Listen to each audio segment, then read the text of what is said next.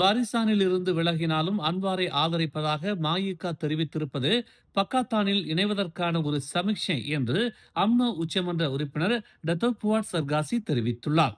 முதலில் பெரிக்காத்தானில் இணைவதாக குறிப்பிட்ட மஇக இப்போது அன்வாரை ஆதரிப்பதாக தெரிவித்துள்ளது. இப்படித்தான் தெங்கு ஜப்ருல் செய்தார். பாரிசானில் இருந்து விலகி இப்போது PKRல் இணைந்துள்ளார் என டத்தோ புவாட் சர்காசி கூறினார்.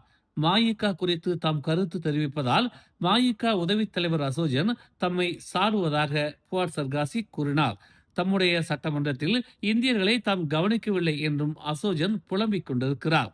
தம்முடைய ரெங்கிட் சட்டமன்றத்தில் எத்தனை இந்திய வாக்காளர்கள் இருக்கிறார்கள் என அசோஜனுக்கு தெரியுமா என அவர் கேள்வி எழுப்பினார்.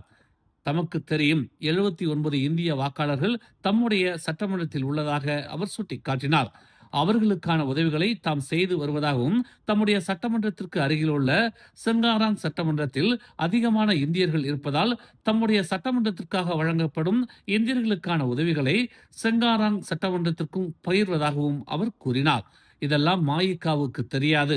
ஏனென்றால் ஜொஹூர் மஇகவின் தலைவராக இருக்கும் அசோஜன் தம்முடைய ரெங்கிட் சட்டமன்றத்தின் பக்கமே வந்ததில்லை என்று அவர் கூறினார். இதுநாள் வரையும் ரெங்கிட் சட்டமன்றத்தில் மஇகவின் தொகுதியே இல்லை என்று டத்தோ புவாட் சர்காசி அசோஜனுக்கு பதிலடி கொடுத்துள்ளார். மேலும் செய்திகளை தெரிந்து கொள்ள தமிழ் மலர் இணையதளம், தமிழ் மலர் செயலி மற்றும் மலர் டிவி யூடியூப் சேனலை வலம் வாருங்கள்.